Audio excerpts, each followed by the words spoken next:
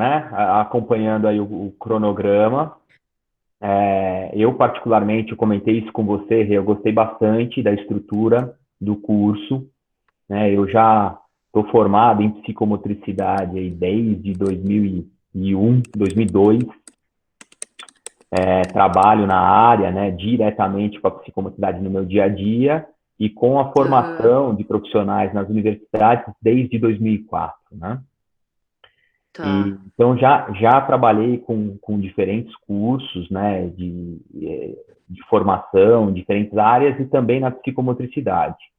E esse currículo que você, né, como responsável do curso, criou e compôs, para mim, é um currículo muito bom para a formação de um psicomotricista, né? Porque ele tem aí, eu estou comentando, né? O pessoal está entrando, mas já deu o nosso horário, então eu já vou falando do curso aqui.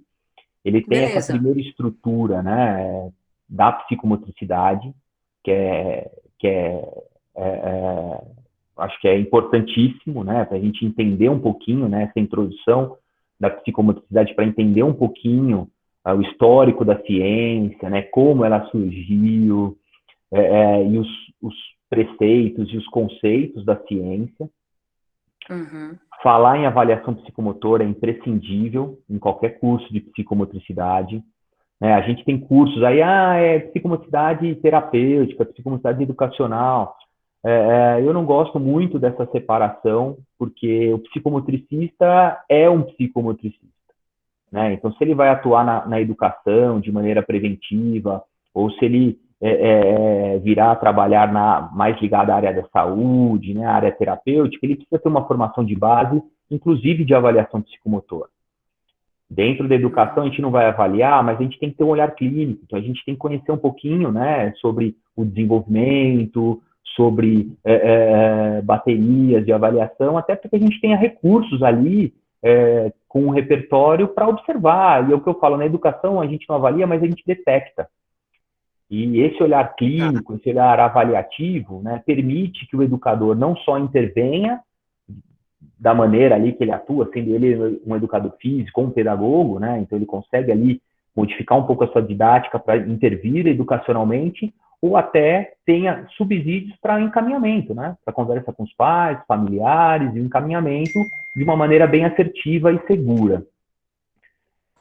Falar sobre as bases psicomotoras também, né, que é toda a estrutura neurofuncional da ciência, então, fantástico, e não deixar de lado a gerontopsicomotricidade para não acontecer o que vem acontecendo aí de maneira geral, não digo só nas formações, mas também nas interpretações aí pelos múltiplos profissionais, ao acreditar que psicomotricidade é só para criança, né? Aham. E, na verdade, a psicomotricidade, o ser humano é um ser psicomotor. Então, a atuação do psicomotricista, ela é atemporal, né? Ela vai trabalhar com qualquer ser humano de acordo com a demanda, com a necessidade, com a composição de uma equipe, né? Com os objetivos a serem traçados, seja ele de maneira preventiva, né? De estimulação ou de reeducação e reabilitação. Então, pensar no idoso é importantíssimo, é uma área hoje muito forte em pesquisas, em atuação no mundo, e aqui no Brasil a gente vem avançando bastante, que é o trabalho com a terceira idade, né? Então, eu acho que aí a gente tem uma estrutura de peso para falar da ciência. Aí vem essa segunda estrutura, né, os transtornos, as dificuldades, as deficiências, imprescindível, né? Eu às vezes ouço queixas de aluno, isso é chato, não sei o que. Eu falo, gente, para a gente entender a atuação profissional de psicomotricista, a gente precisa conhecer a disfunção. Não basta eu conhecer só a função. As disfunções, né, Sim. os distúrbios, as síndromes, os transtornos, é importante que a gente entenda. A gente não vai conseguir conhecer profundamente todos, mas o mínimo de conhecimento, nem que seja de onde buscar, de como fazer, de quais profissionais estão associados no diagnóstico, no tratamento, na composição de uma equipe, isso é imprescindível. E É, Cris, é, essa professora você não a conhece, a Fábia, ela é top, viu? a Ela Fábia é entrou agora? ótima. Tá chegando? A Ela, Fábia ela é faz quem vai dar parte do, distúrbio, né? ela faz parte do Neurociências, Neuroeducação. Tá, Ela já legal. está na equipe faz tempo, Bom, eu acho que em breve eu vou ter a mas de outros oportunidade cursos. de conhecê-la. Sim. Perfeito. E aí a gente troca figurinha, adoro trocar figurinha. A gente está sempre aprendendo, não tem jeito, né? O saber, ele não é estático e não é único, né? Então, É adoro ter verdade. contato com novos profissionais, porque a gente sempre aprende um pouquinho e também tem a possibilidade de contribuir um pouquinho também, né? Para o É. desenvolvimento. Aí, o módulo de neurociências, eu sou suspeito para falar, porque hoje é a minha área de interesse em termos de pesquisa, né? E de busca por conhecimento. Além do fato de que a psicomotricidade é uma neurociência. E por que o meu encantamento pela neurociência? Né? Não é por moda, não.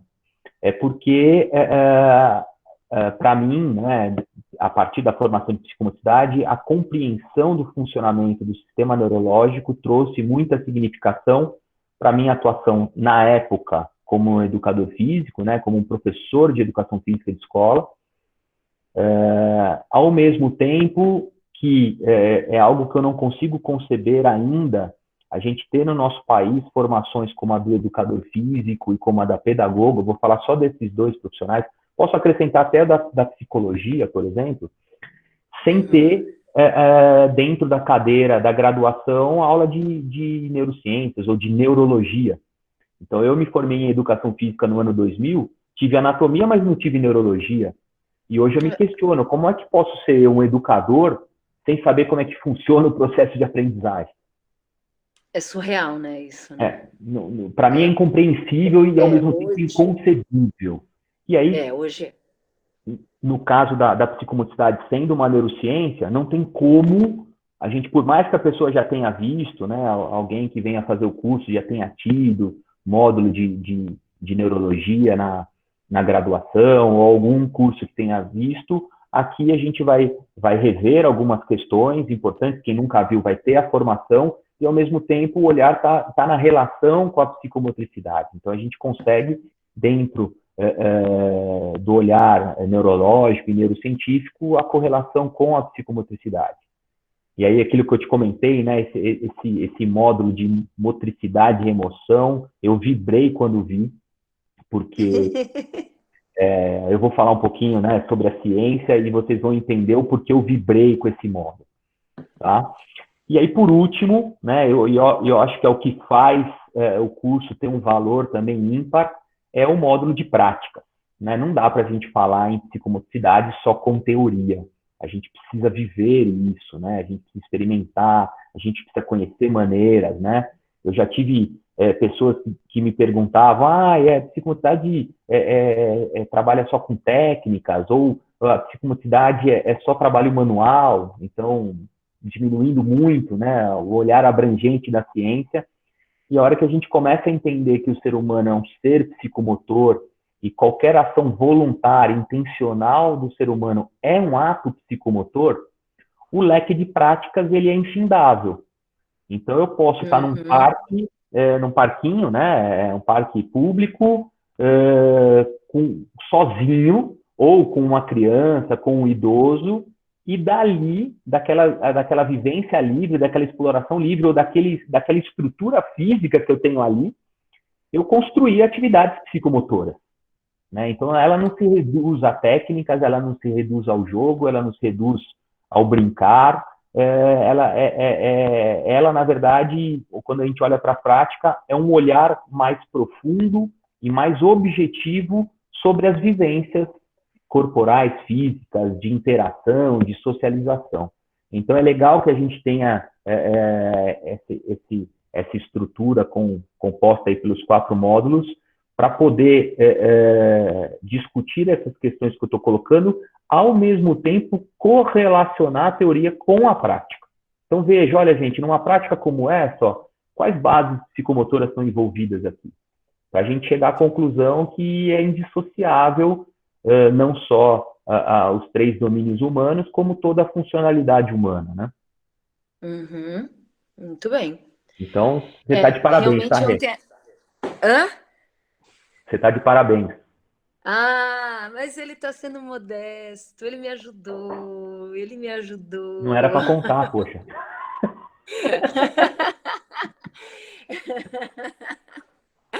Ele me ajudou. Na verdade, isso daí é um trabalho em conjunto, é um trabalho de toda a equipe.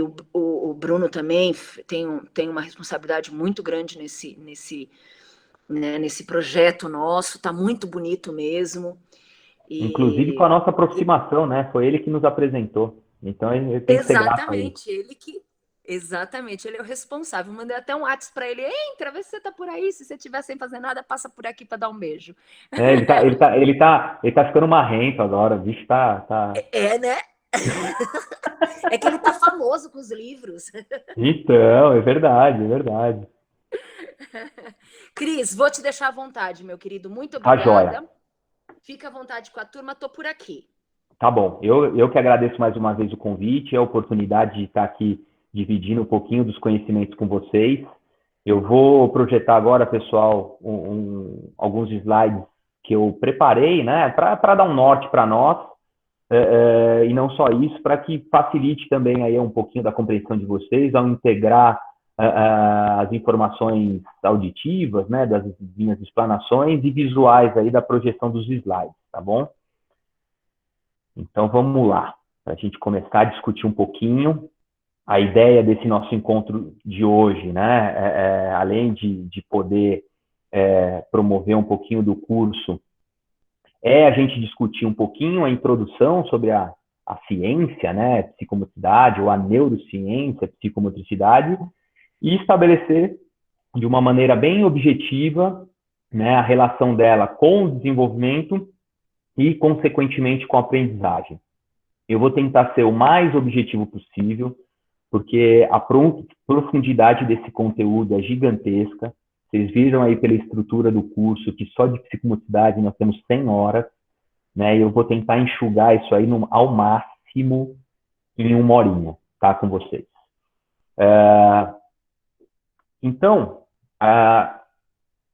tentando contextualizar, tentando definir o que é psicomotricidade, né?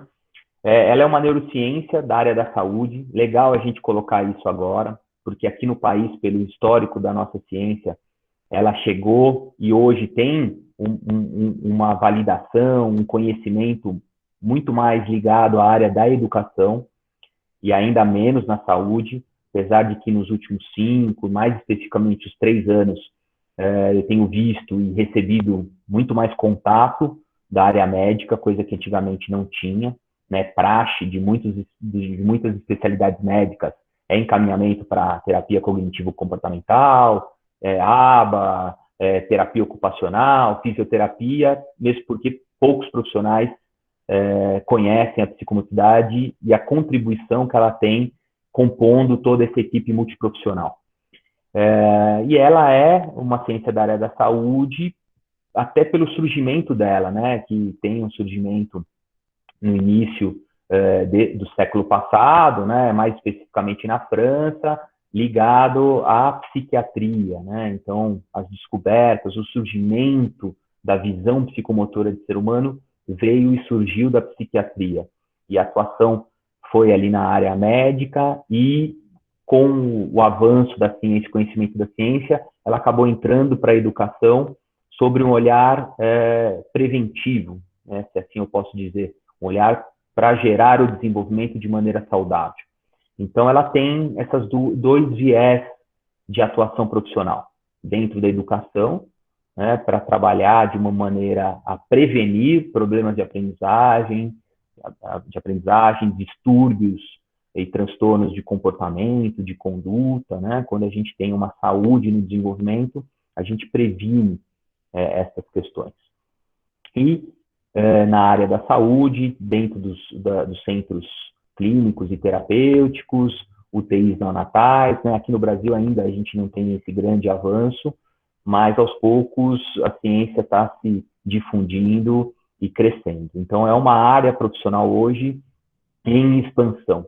Então quem tem o interesse de buscar uma especialização profissional, uma mudança de carreira, a psicomotricidade aqui no país ela é uma boa oportunidade hoje, né? Apesar da gente saber que eu não quero entrar no mérito, mas politicamente, socialmente, essa área da saúde, da educação, ela é menos valorizada do que outras áreas, como tecnologia, engenharia, direito, mas isso não vem ao mérito, né? O que vale é a gente entender a grande contribuição da ciência para a humanidade, para a sociedade, e que há um bom caminho a se trilhar aqui no nosso país. Então, essa ciência, ela estuda o desenvolvimento neurofuncional do ser humano sob uma ótica de um ser psicomotor. Então, as múltiplas ciências, a própria ciência médica, a psiquiatria, lá em 1902, ela evidenciou que havia uma íntima relação entre corpo e mente. Então, hoje a gente sabe que corpo e mente é indissociável. Não tem como separar corpo e mente. E que o ser humano é composto por 3 grandes domínios, né, nesse sentido, que é o cognitivo, o afetivo e o motor. Logo, né, a gente não tem como separá-los. Mais para frente vai ter um slidezinho da gente falar de aprendizagem, mas eu acho que cabe aqui colocar para vocês que um dos argumentos que eu tenho hoje, né, para justificar essa questão da junção de ser indissociável essa relação, é que esses 3 domínios, eles são regidos, eles são comandados pelo sistema nervoso. Né? Eles pertencem ao sistema nervoso. Então, é o nosso sistema nervoso que comanda o domínio afetivo, né? A gente tem toda uma estrutura límbica que rege a afetividade. O cognitivo, o símbolo da cognição, da inteligência, é o próprio cérebro, né? Então, a parte racional, né? É realizada no cérebro, e a motricidade ela é comandada pelo cérebro também. Então, não tem como separar. E aí, quando a gente fala de funcionalidade, quando a gente fala de ato práxico, né, de ação voluntária humana, ela é composta por esses 3 domínios. Todo ato nosso é um ato psicomotor. E aí, no próximo slide, eu vou ilustrar isso para vocês. A segunda parte aqui é algo que eu escrevi, faz parte aí dos meus desafios de escrita, das minhas literaturas. Então, eu coloco que a relação entre esses 3 domínios é o que determina, além de questões genéticas e fisiológicas, obviamente, a existência de um ser único, cujo pensamento, conduta, né, pensando em termos afetivos, aí, comportamentais e relacionais, nunca serão iguais ao do seu semelhante, né? Nós, seres humanos, somos semelhantes uns aos outros, né? Somos indivíduos, o nome já diz, somos individuais. Ao mesmo tempo, temos características semelhantes. Então, esse último termo, né, semelhante, muito usado nos diferentes discursos e em diferentes áreas do estudo humano, reafirma a existência de seres únicos, né, que são semelhantes e não são iguais. Logo, a gente precisa conhecer bastante sobre o desenvolvimento para entender as diferenças que existem entre cada um dos indivíduos, colocando-os dentro de um padrão de desenvolvimento, e padrão que eu quero dizer dentro da hierarquização. A gente tem ali períodos e se esperam alguns comportamentos, algumas condutas, alguns raciocínios. Então, por isso o termo padrões de desenvolvimento. Tá? Logo, olha lá. Então, a gente entendeu que o ser humano é um ser psicomotor. Ele tem esses 3 domínios em constante relação. E aí, quando a gente fala de funcionalidade, de ação voluntária, toda ação voluntária ela é resultado dessa interação. Né? Quando a gente fala de ação, a gente já está falando de ato motor. Né? Mas todo ato motor voluntário, intencional, como eu acabei de dizer, ele é um ato intencional, né? Ele é um ato voluntário, ele é um ato planificado.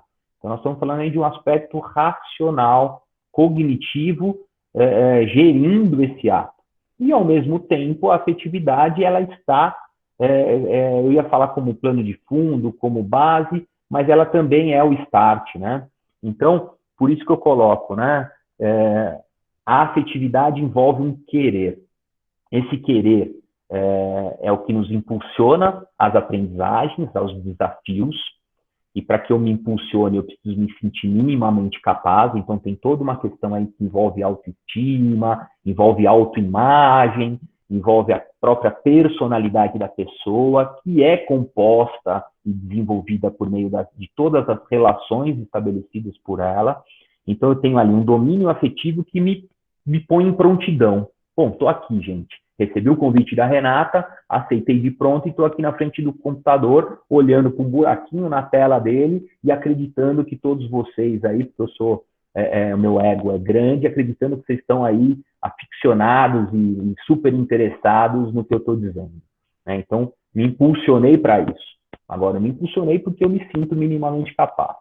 Ao mesmo tempo, esse meu ato voluntário aqui, além de eu ter me impulsionado e ter buscado isso, eu tenho que me sentir minimamente competente para eu conseguir me manter aqui, senão eu começo a ficar tenso, gaguejar, sudorese, e daqui a pouco a coisa desenrola, eu começo a esquecer as ideias, e isso, veja, eu já estou falando, inclusive, gaguejar, eu estou falando de uma interferência motora, esquecer as ideias, eu estou falando de uma interferência cognitiva, sobre um aspecto que é aqui uma insegurança, um medo, né? Então, estou aqui equilibrado afetivamente, legal.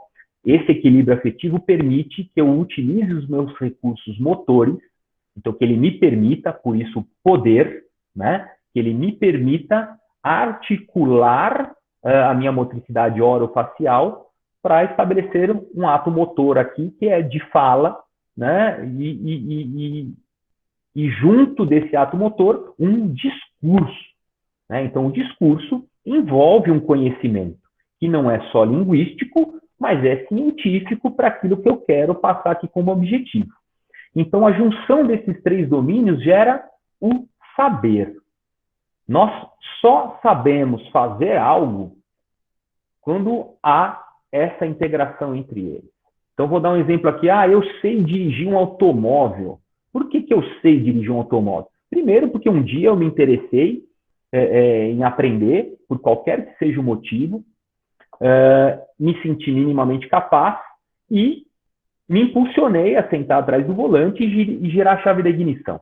E, ao mesmo tempo, uma estrutura emocional que me permitiu continuar naquilo ali. Não travei e não refuguei. Tenho uma motricidade que me permite coordenar os múltiplos movimentos, que são extremamente complexos do ato de dirigir um automóvel.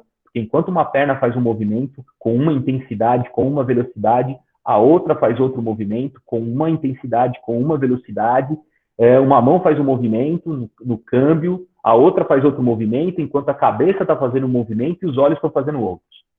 Então, há uma capacidade de coordenação de movimentos importantíssimas para o ato de dirigir um automóvel.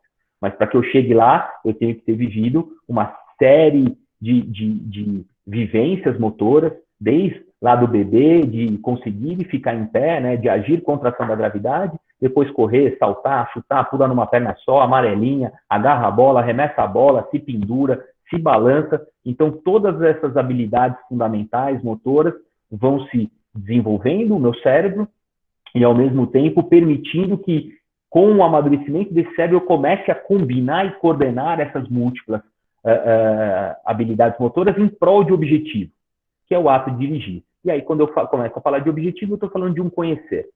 Então, para eu dirigir um automóvel, não basta eu só querer e ter estrutura emocional e o mesmo motricidade. Eu preciso conhecer. Então, o que é um carro, o que é uma embreagem, como aperta, quando solta, o mesmo com o acelerador, com o freio, retrovisor, além das leis de trânsito. Sem falar numa capacidade racional cognitiva para encaixar tudo isso dentro do tempo e do espaço. Né? Então, para onde eu quero ir, de que forma eu tenho que ir, que velocidade que eu giro o volante, com qual intensidade que eu aperto o acelerador para imprimir uma determinada velocidade no automóvel, parece muito simples para quem já sabe dirigir. Mas veja, quem sabe dirigir é uma construção de uma vida, não é só da autoescola, é de uma vida para chegar lá. Tá certo?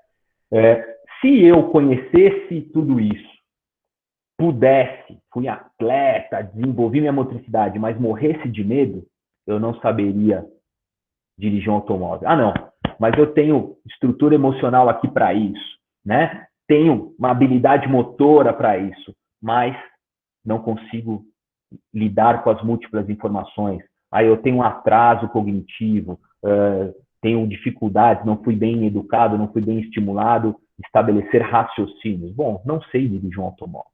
Ah, não, mas eu tenho os conhecimentos, eu tenho estrutura emocional, mas tenho dificuldade e não consigo coordenar movimentos. Bom, da mesma forma eu não sei. Né? Então, o saber, saber ler, por exemplo, saber ler você precisa dos 3 domínios.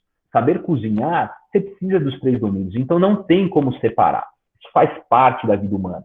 E se a gente não pega a criança desde cedo, estimula ela corporalmente e desenvolve ela para gerar o equilíbrio psicomotor, que é o equilíbrio entre esses 3 domínios, a vida dele adulta vai ser muito mais árdua. As aprendizagens, as relações. E aí é o que a gente começa a observar de disfunções psicomotoras. Isso é tratável? É. A qualquer tempo? Sim. Né? O cérebro é plástico. Claro que o quanto antes você ajuda, o quanto antes você trabalha, mais rápido e menos árduo é o caminho a ser percorrido. Mas nunca é tarde de se trabalhar, de se estimular, de se desenvolver em termos psicomotores. Se tivesse tempo, não haveria o trabalho com terceira idade, por exemplo, no qual a gente tem um grande objetivo, né, o objetivo principal, que é de manter a funcionalidade do idoso. Né? O envelhecimento vai fazendo com que a gente perca essa neurofuncionalidade. E atividade corporal, técnicas, exercícios, contato com as pessoas, isso vai fazendo com que a curva de envelhecimento ela seja mais tênue e que a gente mantenha a nossa funcionalidade até o final da nossa vida, tá certo?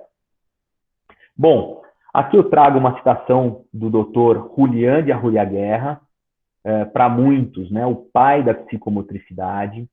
Foi ele, junto com a doutora Gisele Subirran, também uma psiquiatra, ambos franceses, que criaram a prática psicomotora em 1963, dentro do departamento psiquiátrico do Hospital Salpêtrière, em Paris. Tá? E ele coloca aqui 2 afirmações muito relevantes sobre o olhar de um psiquiatra, que mostra a relação entre corpo e mente. Então, ele diz que é com o corpo que a criança elabora todas as suas experiências vitais e organiza toda a sua personalidade. Veja que interessante.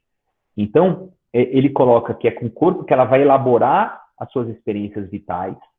Então, ele já está pensando até num processo posterior, mas antes disso, esse corpo esteve na raiz dessa elaboração, por meio das vivências sensórias motoras.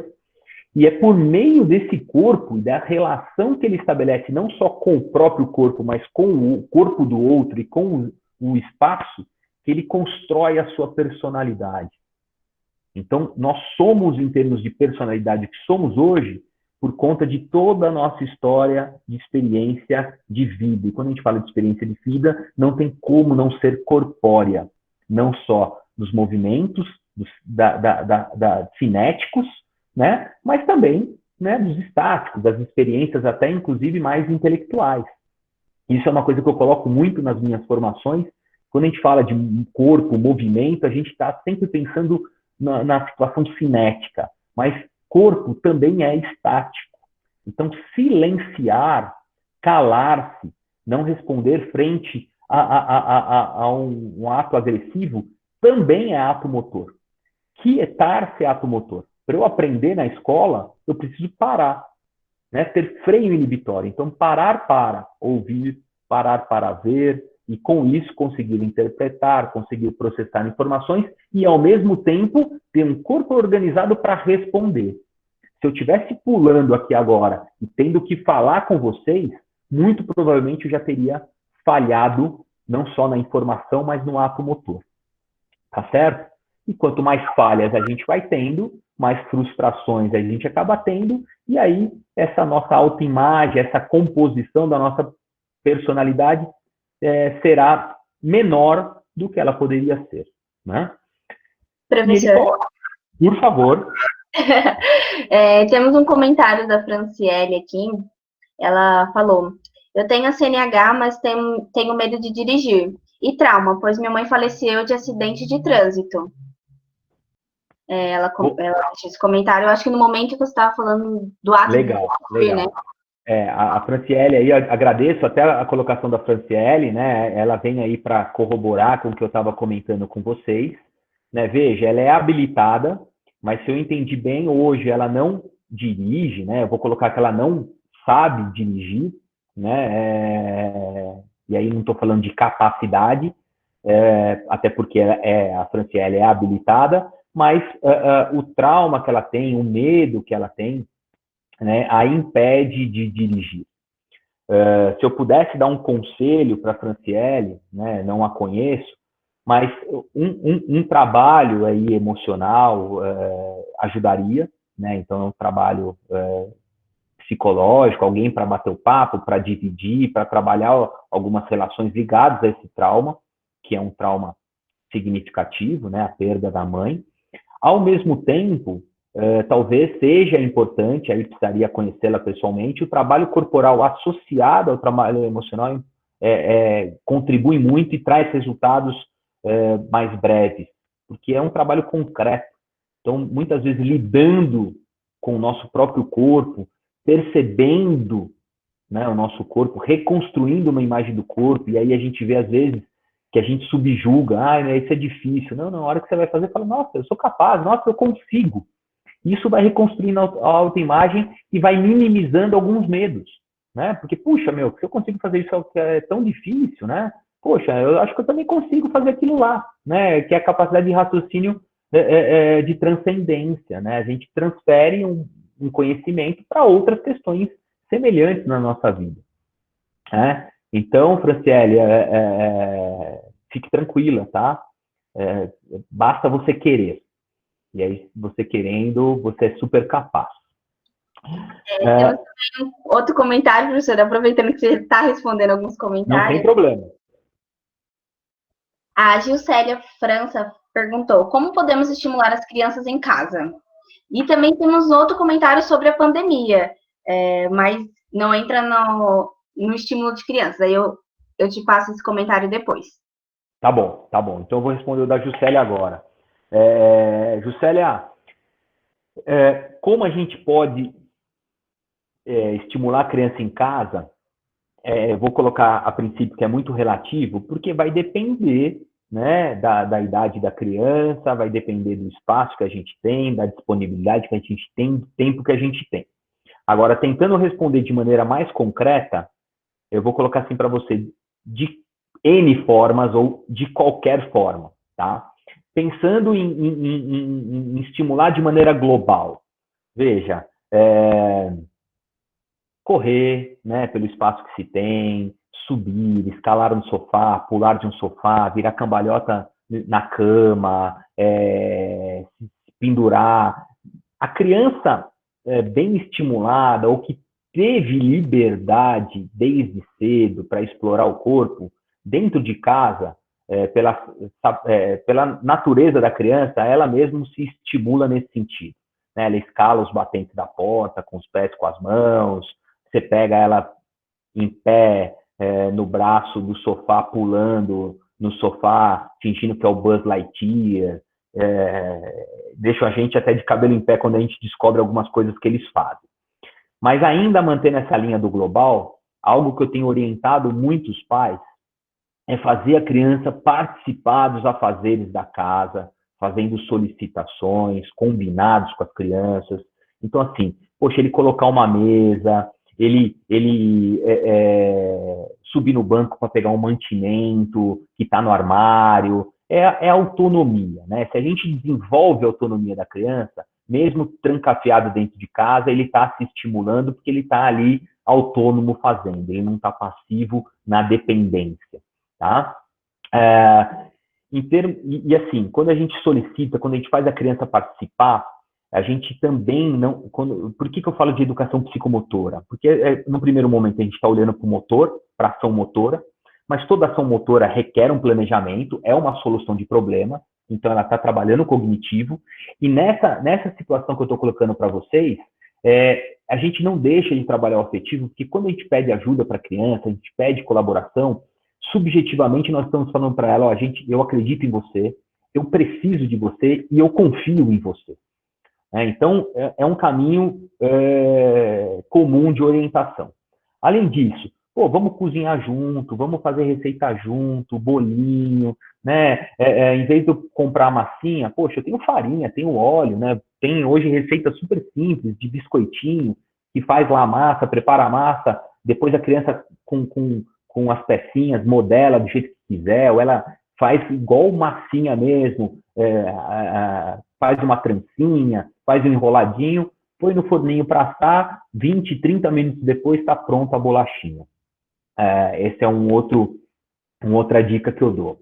Outra muito comum, que essa eu já dou há algum tempo, né, que a gente não pode deixar isso ser extinto das relações familiares e do desenvolvimento da criança e do jovem, são os jogos de tabuleiro.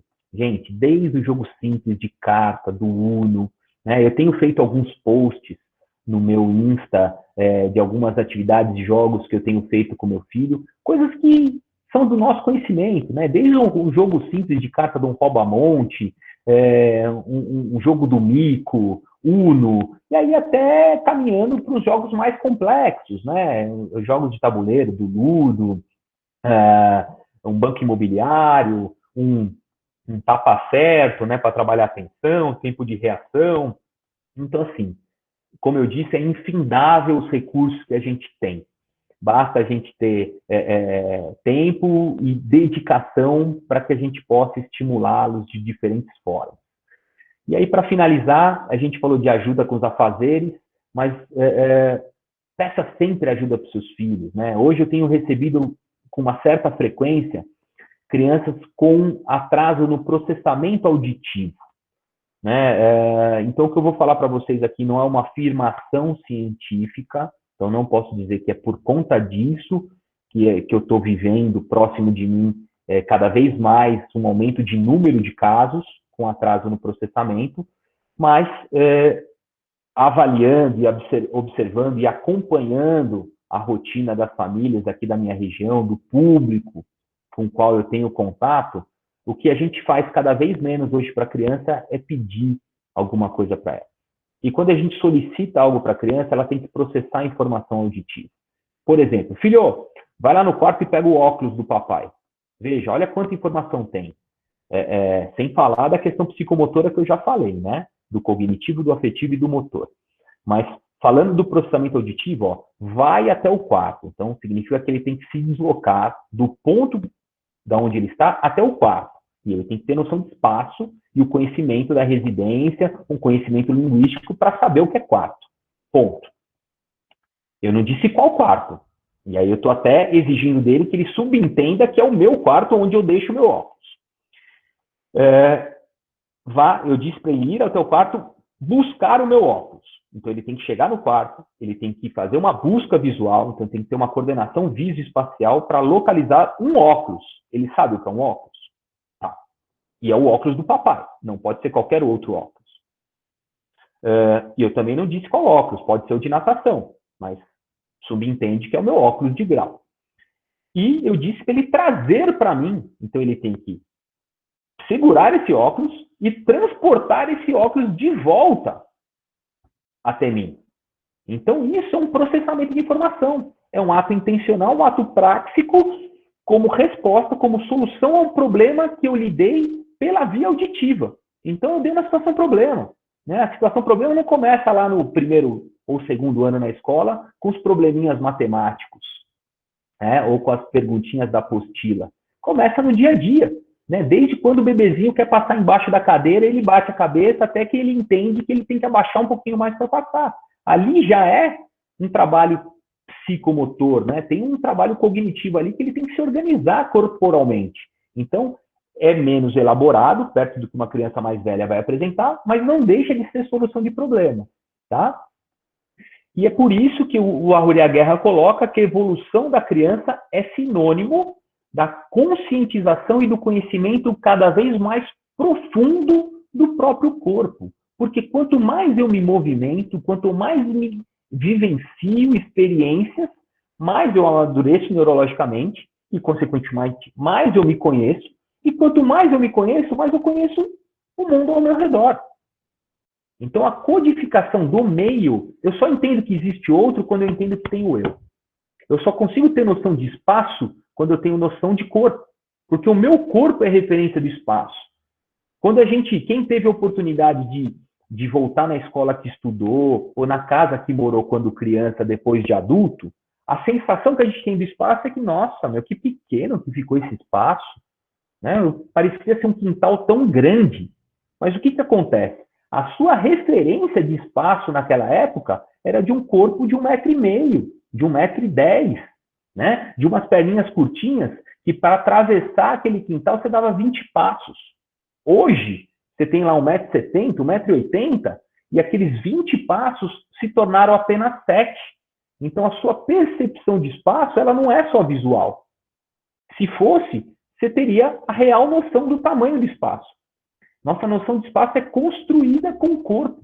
A propriocepção, que é a sensação que a gente tem do próprio corpo, né? As literaturas usam muito o termo sentido sinestésico, né? Que é a sensação do movimento, né? Estesia é sensação, cine, movimento, sinestesia, traz noção de espaço.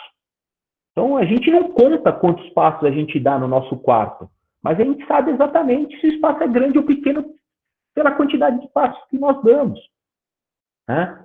Então, o movimento, ele desenvolve o ser humano.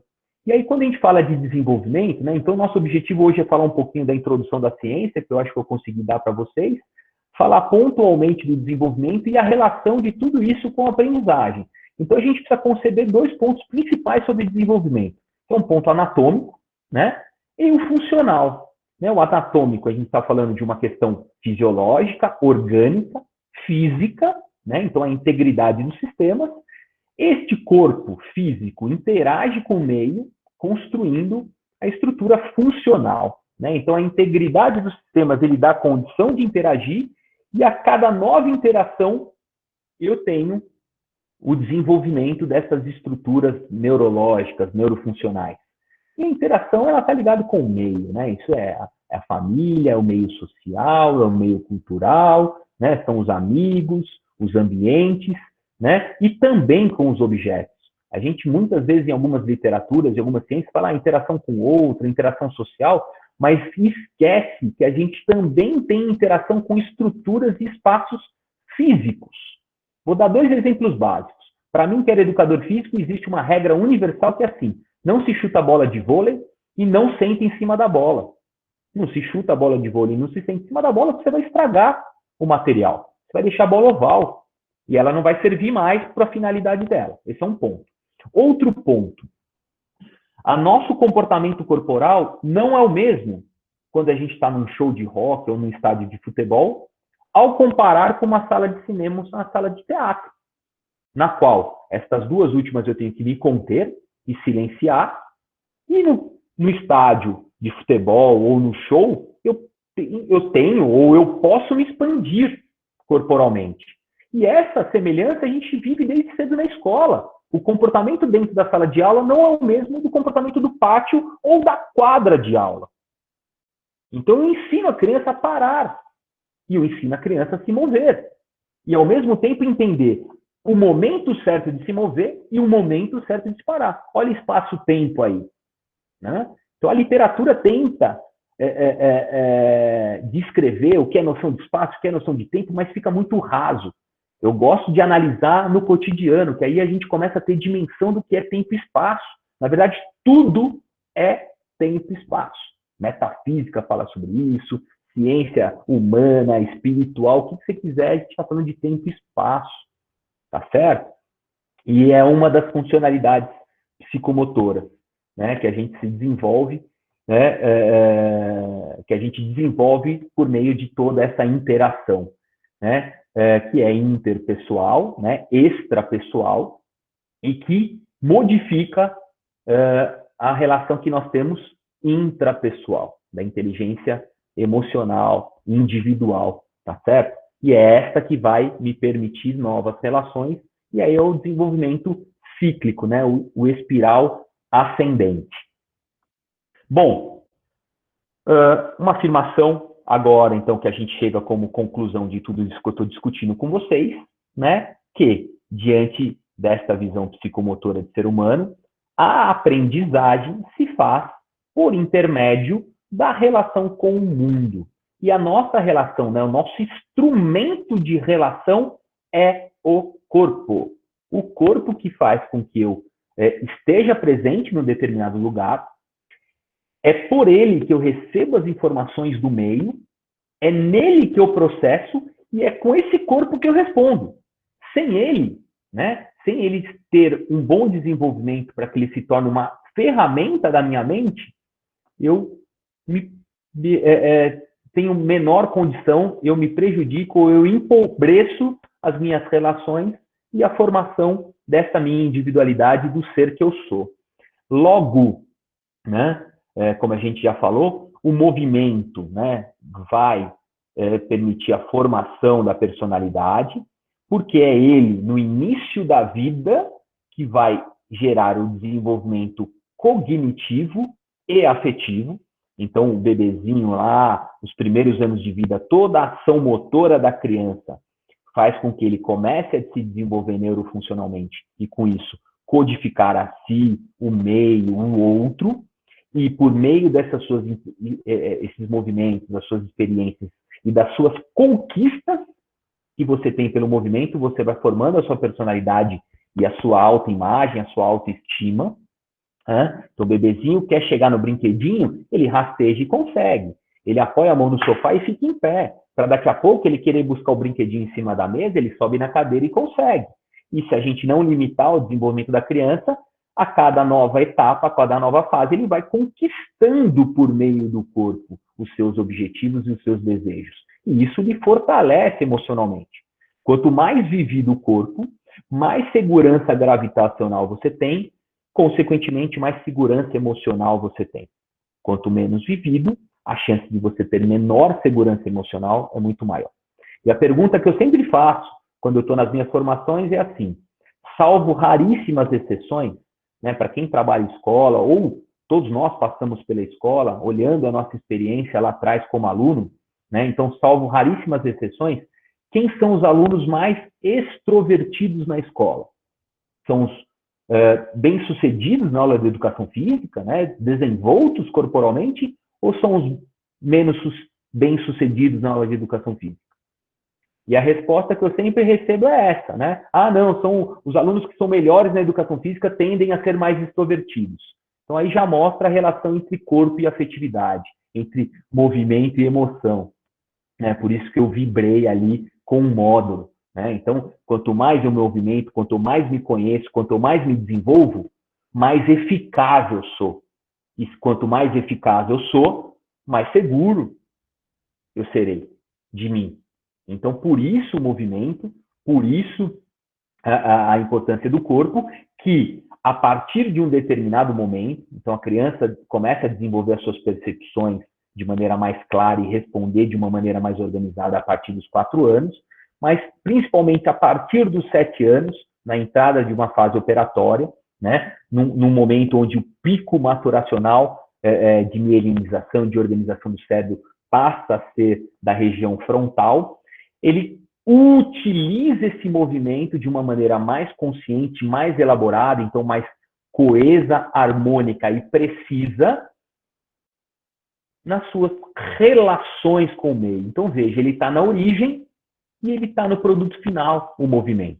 Só que, infelizmente, para a nossa cultura latino-americana e para a nossa educação nacional, né, o corpo e o movimento pouco faz parte do cotidiano educacional.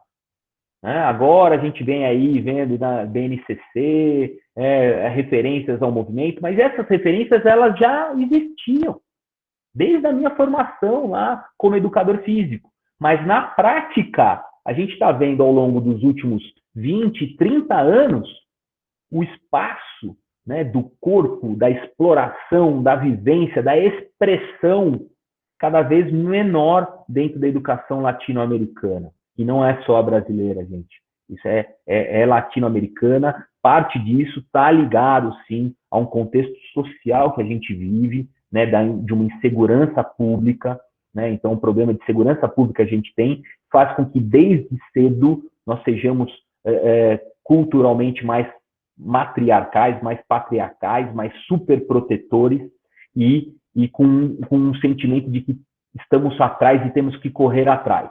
Logo, a gente protege, né? Não deixa com que a criança viva, experimente e a gente quer fazer correr atrás. Então, quer dar conteúdo desde cedo, quer fazer que a criança escreva aos 4, 5 anos. Para quê? Ela não está pronta neuromaturacionalmente, tá certo? E aí, dentro da formação de psicomotricidade, a gente vai discutir, né, o neuroamadurecimento. Então, as etapas, eu vou falar um pouquinho hoje para vocês sobre as bases psicomotoras. E a gente tem, assim como no desenvolvimento motor, no desenvolvimento psicossocial, no desenvolvimento cognitivo, né, descrito por Gallagher, Erik Erikson e Piaget, respectivamente, nós temos etapas sucessivas do desenvolvimento. E com as estruturas neurofuncionais, né, com as bases psicomotoras, isso não é diferente. Então, a gente tem um neuroamadurecimento que se torna alicerce, se torna um pré-requisito para algumas aquisições acadêmicas, escolares, de aprendizagem. Então, a criança de 5 anos, ela não sabe nem se ela é destra ou se ela é canhota, e eu já estou exigindo que ela escreva formalmente. Isso pode gerar uma contrariedade de dominância lateral, isso pode gerar um neuroamadurecimento de maneira difusa, porque os hemisférios cerebrais, eles têm que saber trabalhar independentemente, mas ao mesmo tempo de maneira associada. Porque enquanto uma mão dá apoio, a outra, ó, fazer assim, ó. Eu não estou me vendo, mas eu acredito que vocês têm. Então, enquanto uma mão dá apoio, a outra executa o movimento. Enquanto uma mão dá apoio, a outra executa o movimento. Enquanto uma mão dá apoio e equilíbrio, a outra executa o movimento. Então, os nossos 2 hemisférios corporais, em resposta aos 2 hemisférios cerebrais, eles trabalham de maneira coordenada. Mas, para isso, eu preciso aprender a dissociar movimentos, eu tenho que especializar um hemisfério corporal para o aperfeiçoamento e habilidade, enquanto o outro dá suporte. Uma perna dá apoio e a outra chuta. A gente não chuta com as 2 pernas ao mesmo tempo, tá certo? Então, existe uma neurofuncionalidade que é pré-requisito da aprendizagem. E a gente precisa estimular o desenvolvimento dela e, ao mesmo tempo, respeitar este tempo de neuroamadurecimento. E aqui, mais uma citação do Arruri Guerra, tá certo? No qual ele coloca que a psicomotricidade, então ele está pensando no ser psicomotor, no ato psicomotor, é, sim, a expressão de um pensamento, então a resposta a uma idealização mental de maneira, né, coesa, então envolve a motricidade, a coordenação de movimentos, harmônica, porque envolve a questão tônica emocional, muito bem descrita por Vallon. Então eu tenho que ter um equilíbrio tônico emocional para que minha coordenação seja coesa e, ao mesmo tempo, a cognição consiga fazer com que esse meu ato seja preciso. Vou aproveitar que você está tomando uma aguinha, recuperando o fôlego. Muito obrigado, por favor. Professor, a Thalita perguntou se todo esse processo hoje perante a pandemia, ao seu ver, vai trazer problemas futuros. As crianças em casa, acredito que seja nesse sentido. Olha, legal, a pergunta é muito importante. Para a gente não ser alarmista, tá? O problema ele vai existir, mas hoje eu estou crendo que serão problemas pontuais. Por que pontuais? Porque, de maneira geral, nós estamos falando aqui, se a gente estender bastante até março do ano que vem, nós estamos falando de 12 meses de reclusão, no qual, pelo menos 6 meses deste período não será e já não está sendo de extrema reclusão. Tá? Logo, nós, de certa forma, temos aí algumas vivências corporais, menos do que teríamos, mas não deixa de haver desenvolvimento. Mesmo dentro de casa, até citando o exemplo que eu dei aqui, a gente tem estímulo, tem como promover estímulo, faz com fita crepe uma amarelinha. Eu não sei se o Bruno ontem deu alguns exemplos para quem acompanhou, né? O Bruno tem um trabalho... Ele passou bastante dica. Então, ele tem uma criação, uma criatividade muito grande para adaptar essas atividades, principalmente agora neste período. Então, não deixa de estar zero estímulo. Mas por que eu coloquei que a gente vai encontrar problema assim? Porque nem todo mundo tem essa energia, tem esse pique, tem espaço, tem estrutura ou tem até disponibilidade dos pais. Ao mesmo tempo que talvez a gente não tenha o problema pela reclusão, mas a gente encontre o problema emocional nas crianças. Então, no começo houve muito alarme, muita informação que hoje eu consigo entender o que foi dito lá atrás, porque a gente começa a enxergar aqui agora. Eu vou dar um exemplo meu pessoal.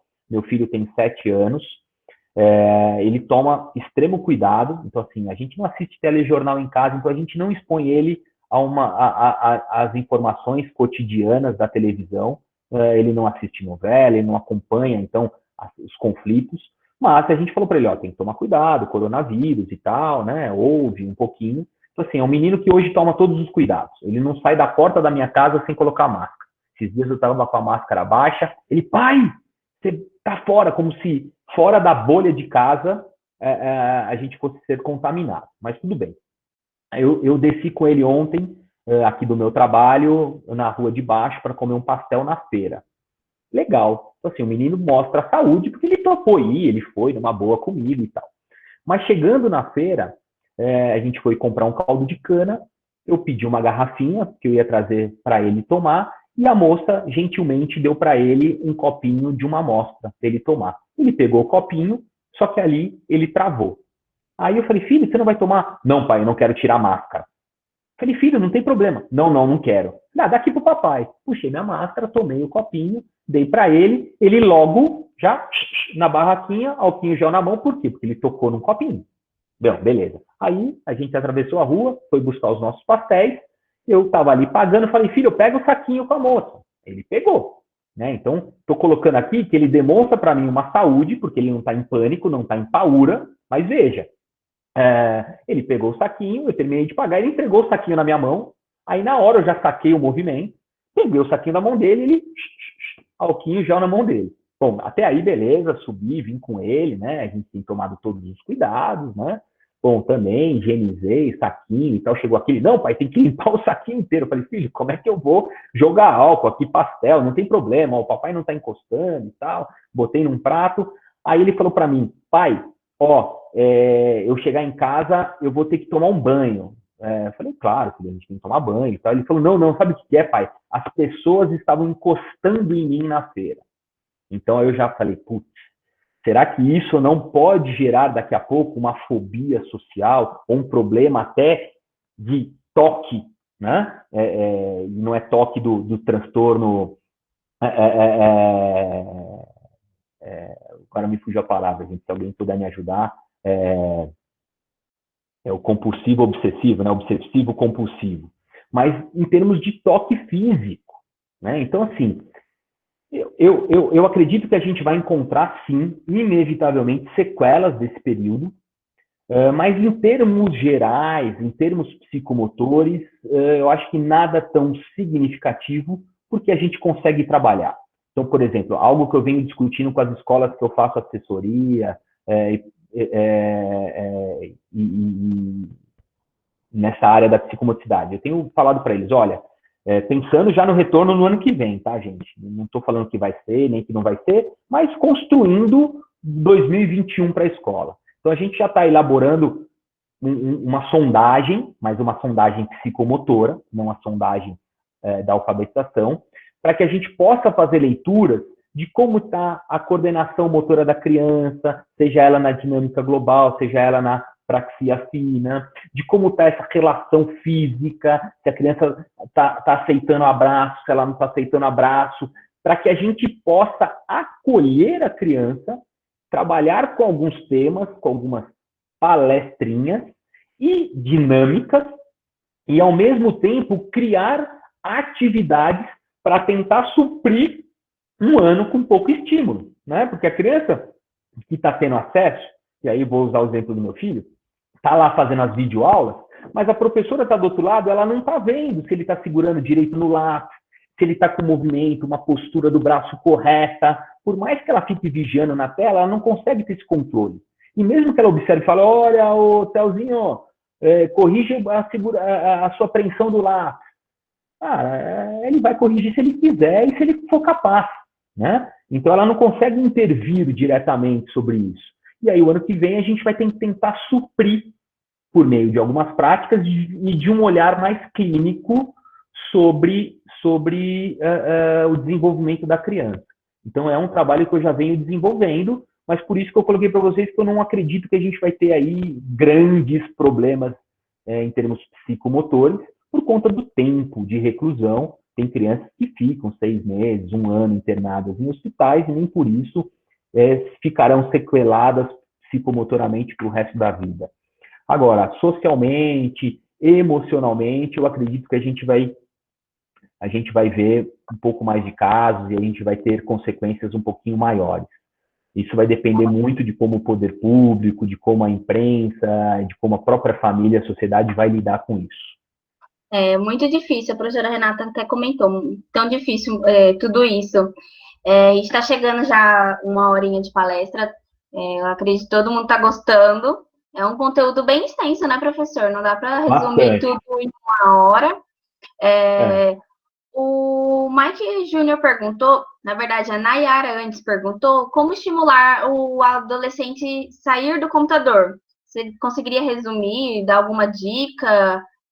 Boa pergunta, né? Eu acho que o melhor caminho é fazer com que, antes de chegar na adolescência, essa criança, esse jovem, tenha bastante contato com o corpo e sinta prazer pela atividade corporal. Porque o prazer do movimento, ele é natural, ele é inerente ao ser humano. Né? Toda vez que a gente pratica alguma atividade física, a gente tem liberação endorfínica que traz satisfação. Eu sei que às vezes é difícil a gente entender isso, porque, dá dor muscular, professor, eu não tenho paciência, eu não gosto e tal. E aí há alguns momentos, muitos de nós, ou em alguns momentos pontuais, eu falo até por mim, a gente busca substituir essa satisfação por um chocolate, né, por uma Coca-Cola, por um alimento mais gorduroso, mas a atividade física ainda traz satisfação. Então, se a criança vive desde cedo essa satisfação, é mais fácil, quando chega na adolescência, da gente dividir esse tempo da tela. Agora, a criança que não teve essa oportunidade, por qualquer que seja o motivo, e está na adolescência, e diante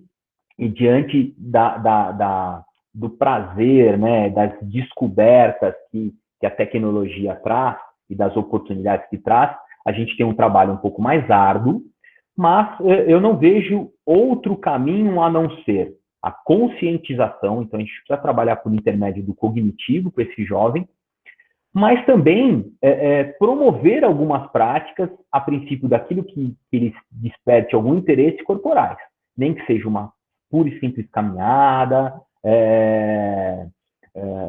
às vezes, né, o que dificulta é que essa criança, por não ter tido muita experiência ou ter tido experiências mal sucedidas, e por esse motivo ela não tem prazer e nem interesse pela prática corporal, algumas atividades coletivas ficam um pouco mais prejudicadas, porque ele já tem um sentimento de competência muito ruim sobre si.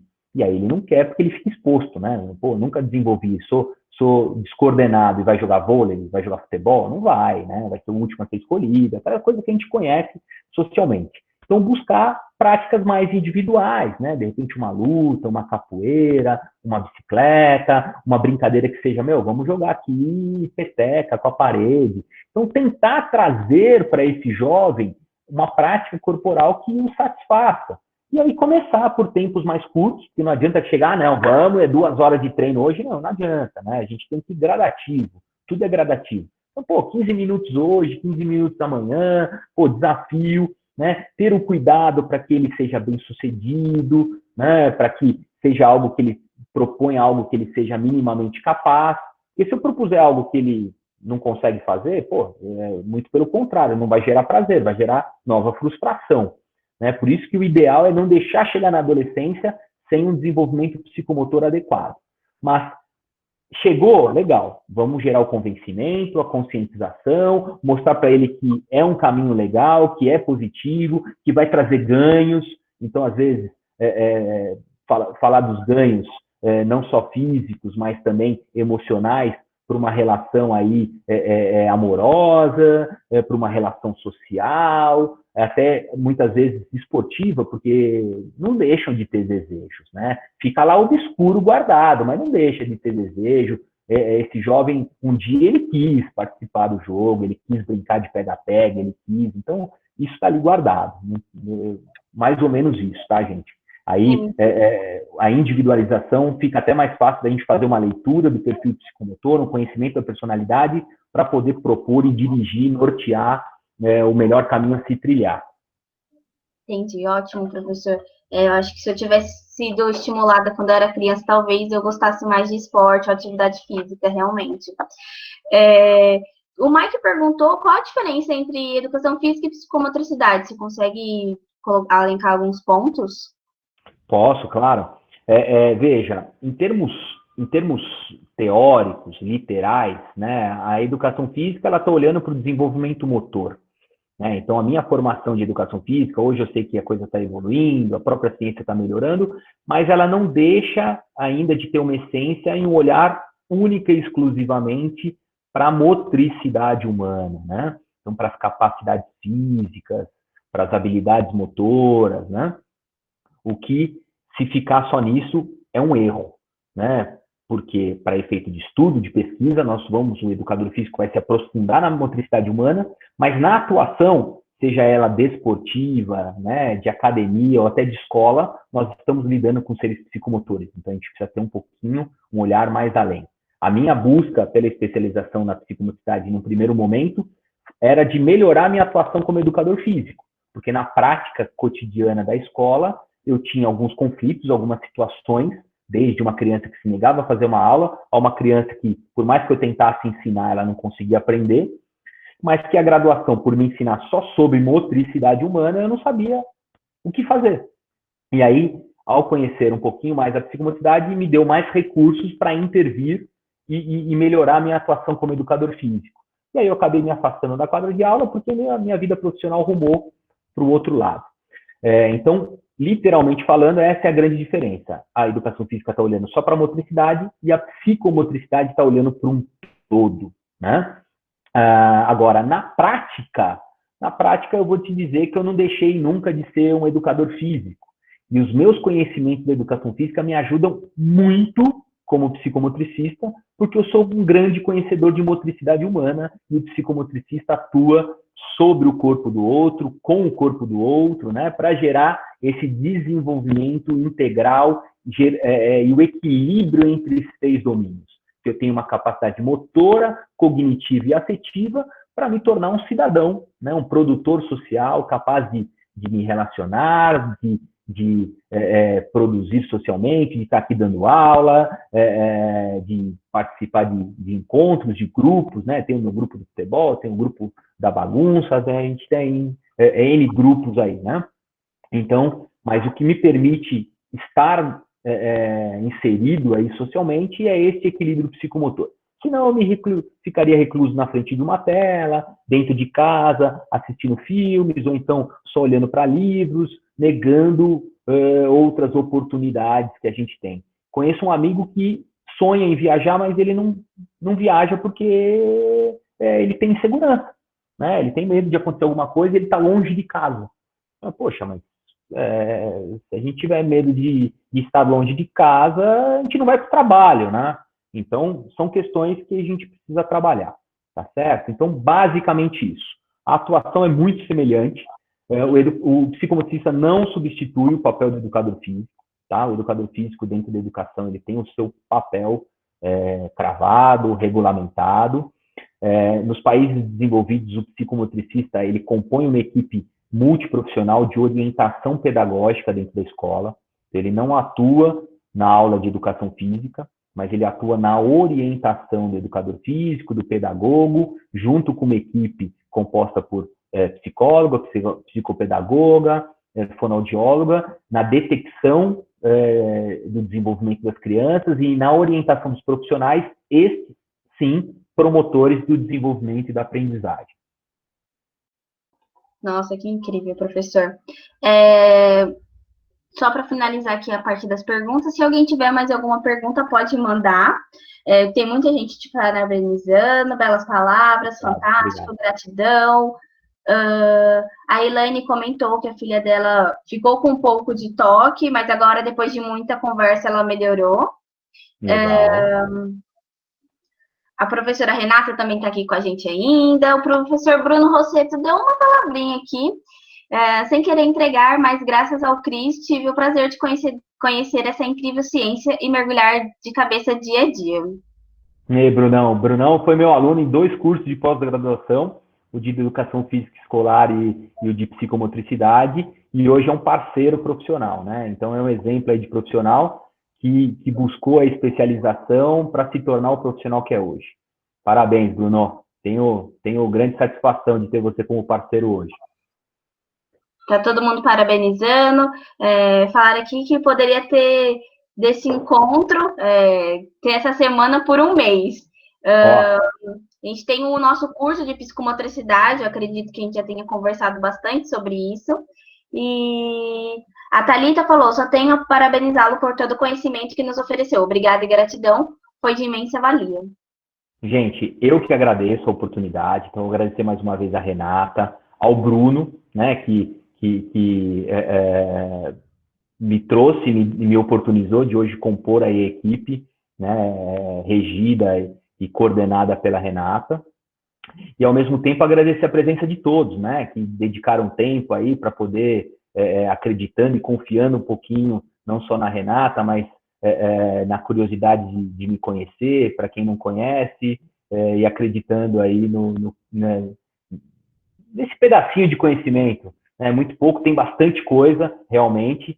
E aí eu queria finalizar com uma expressão da Cláudia Galvani, que é uma amiga, foi minha professora, é uma amiga hoje profissional, né? Ela também é psicomotricista, pedagoga, psicopedagoga, e ela coloca, né, que a pessoa que não se movimenta não experimenta. Não experimentando, ela não incorpora. Não incorporando, ela não simboliza. E não simbolizando, ela não aprende. Logo, né, no raciocínio silogístico, a gente pode afirmar que uma pessoa que não se movimenta não aprende. E a gente tem aí, então, a compreensão de que o corpo no processo de neurodesenvolvimento é o que vai subsidiar todo o processo de aprendizagem. Então, aí no curso a gente vai falar muito dessas relações. Então, o corpo no desenvolvimento da atenção, da organização neurológica para a automatização do equilíbrio, dando base para a aprendizagem. Ao mesmo tempo, a noção de corpo, que vai dar subsídios para a organização prática motora, e ao mesmo tempo, por que subsídios para a organização prática? Porque é essa consciência do corpo que vai permitir a coordenação de movimentos e a minha noção de tempo e espaço. Então, eu só faço cálculo matemático, eu só leio e escrevo porque eu tenho uma organização psicomotora e eu tenho noção de tempo e espaço. Ler e escrever é um ato prático que depende de toda essa organização psicomotora. Tá certo, gente? A gente pode, de repente, aí combinar um outro momento, né? Tinha separado mais algumas coisinhas para falar, mas, como eu disse para vocês, eu ia tentar ser o mais objetivo possível. Né? O conteúdo é grande, é extenso, mas na pós a gente vai ter chance de discutir isso com muita profundidade. Nossa, eu quero agradecer. Eu acho que a professora Renata Marinho vai dar algumas palavrinhas, mas só para finalizar aqui a minha participação, tá todo mundo adorando, agradecendo você, a sua participação aqui na nossa jornada online da educação. E a gente teve a sugestão da Márcia, ela disse que seria muito enriquecedor se uma próxima oportunidade o professor Cristiano desse sugestões de como trabalhar atividades psicomotoras em crianças com TEA. Com TEA, legal. Maravilha. Temos N possibilidades, apesar de que, com muita sinceridade, como eu disse aí, já coloquei para vocês, o universo é gigantesco. Então, dá para a gente traçar aí algumas possibilidades, mas que não vão se encerrar numa explanação e no curso aqui. Até porque, né, o TEA é um universo gigantesco, né? Dentro do TEA a gente tem características muito distintas. Então o olhar é mais individualizado. Só que as práticas a gente pode discutir e eu faço questão, sim, de dividir um pouquinho do meu conhecimento com vocês. Fala, Rê. Cris, arrasou. Obrigado. Senti muito de você não ter tido tempo de utilizar todos os seus slides, porque quando você passou eles correndinho ali, eu vi um cérebro, eu vi umas coisas e falei, ai, tem uns negocinhos, mas deixa de surpresa, deixa de gostinho. Só que você deixou de gostinho neles e em mim também, viu? Quero depois a aula completa. Combinado. Cris, muito obrigada. Obrigada mesmo por ser parceiraço. Toda vez que a gente está marcando alguma coisa, você está sempre presente. Deu um show para variar. Tivemos a ilustre presença do Bruno aí, né? Apareceu. Cris, muito obrigada mesmo. Quero agradecer também à universidade pelo convite, por essa oportunidade, por aceitar nosso curso, confiar no nosso trabalho e principalmente a todos vocês, como o Cris falou, por estar acreditando na gente, por tirar esse tempo com a gente. E a Daisa, que ontem acrescentou bastante também, hoje perguntou, né, se poderia ter essa semana, se podia ser uma vez por mês. Daisa, a semana uma vez por mês, acho que não vai rolar, mas o curso ele vai ser o curso vai ser uma vez por mês. Então é um final de semana por mês. É só você fazer o curso que nós vamos estar lá com muito mais do Cris, muito mais de Regina, muito mais do Bruno e muito mais de outros profissionais excelentes que fazem parte da nossa equipe. Ok? Legal. Gente, muito obrigada. Obrigada mesmo, Cris. Gratidão a todos. Eu não vou mostrar meu rosto, porque, como eu já falei, eu estou com uma mancha no rosto. Uma alergia aí, né? Eu tô com uma alergia. Eu passei um creme, quis aproveitar a quarentena, vou passar tal creme. Ele me fez, foi meio que um peeling aqui. Eu tô com a cara toda vermelha. E o pior, que eu dou aula esse final de semana inteiro. Então, estou me poupando um pouco. Gente, mas muito obrigada. E eu espero que a gente se encontre pessoalmente ou ao vivo, virtual, em breve, já com o nosso curso aberto. Gratidão. Maravilha. Gratidão a todos. Boa noite. Obrigada por estarem aqui. Obrigado, obrigada galera. Por esse tempo. Cris, obrigada, Cris. Valeu, Rê. Obrigada. Melhoras aí. Gente, boa recuperação. Obrigada. Meninas Beijo. E meninos, obrigada. Elaine, Rosiane, que eu tô vendo aí. Ai, que linda! Ela pôs o rostinho. Obrigada, Rô. Obrigada, Elaine. Obrigada, gente. Boa noite. Tchau, tchau. Boa noite. Boa noite, Cris. Tchau, tchau. Tchau.